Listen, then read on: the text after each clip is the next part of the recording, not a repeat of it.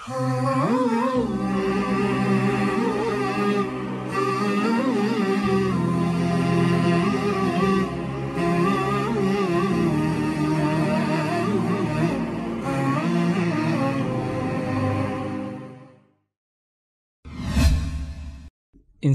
دہشت گردی کے نام پر مسلمانوں کا شکار۔ لندن میں مارچ کے آخر میں ہونے والے حالیہ دہشت گردانہ حملے کے بعد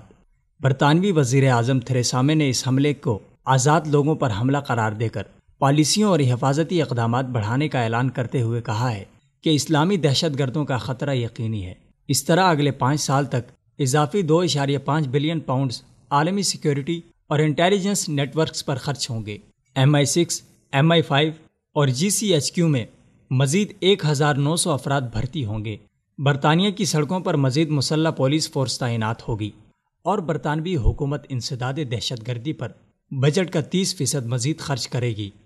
اس حکمت عملی کے بارے میں سوال یا اسے چیلنج کرنا حالیہ حملے کے بعد پیدا ہونے والی جذباتیت کے باعث ممکن نہیں،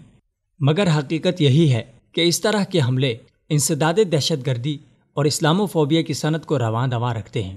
یہ دونوں صنعتیں ایک دوسرے سے جڑی ہوئی ہیں، کیونکہ اگر لوگ مسلمانوں سے نہیں ڈریں گے اور اسلام سے متعلقہ دہشت گردی کے خطرے کا یورپی ساختہ تصور نہیں ہوگا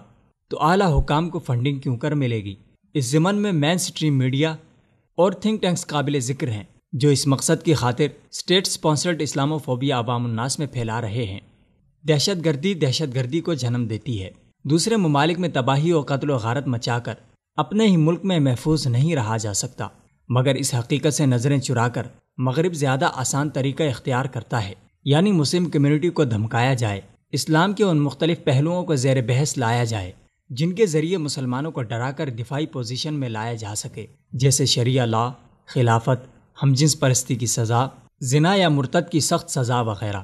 اور اس طرح سے ان اسلامی نظریات کو بم دھماکوں اور دہشت گردی سے جوڑ کر دنیا کو یہ باور کرایا جائے کہ مسلمان اپنے سوا سب کی جان لینے کے حق میں ہیں۔ اس طرح عوام کی توجہ اپنی ظالمانہ خارجہ پالیسیوں سے ہٹا لی جائے جو کہ بڑھتی دہشت گردی کی سب سے بڑی وجہ ہے۔ اگر کوئی اس طرف توجہ دلانے کی کوشش بھی کرے تو اس پر الزامات کی اتنی بوچھاڑ کر دی جائے کہ اصل پوائنٹ ہی اسی میں کہیں کھو کر رہ جائے۔ حالات کو ان کے تناظر میں دیکھیں تو مغربی بیانیے کے مطابق مغربی ممالک مہذب، نیک دل، خوشحال اور بے قصور ہیں، جبکہ اصل مجرم مشرق وسطیٰ اور افغانستان کے وہ لوگ ہیں جو روزانہ کی بنیاد پر مغربی بمباری سے مر رہے ہیں مگر پھر بھی مجرم ہیں، اور جن کے لیے کوئی مذمتی بیان تک نہیں دیا جاتا، اظہار یکجہتی کے لیے ہیش ٹیگز نہیں چلائے جاتے اور جھنڈے سرنگو نہیں کیے جاتے۔ القاعدہ یا اسلامک اسٹیٹ صرف چند افراد کو قتل تو ضرور کر سکتی ہے، مگر بمباری کی وجہ سے بڑے پیمانوں پر ہلاکتوں کے ذمہ دار مغربی ممالک ہی ہیں جو جمہوریت کی آڑ میں یہ کھیل جاری رکھے ہوئے ہیں۔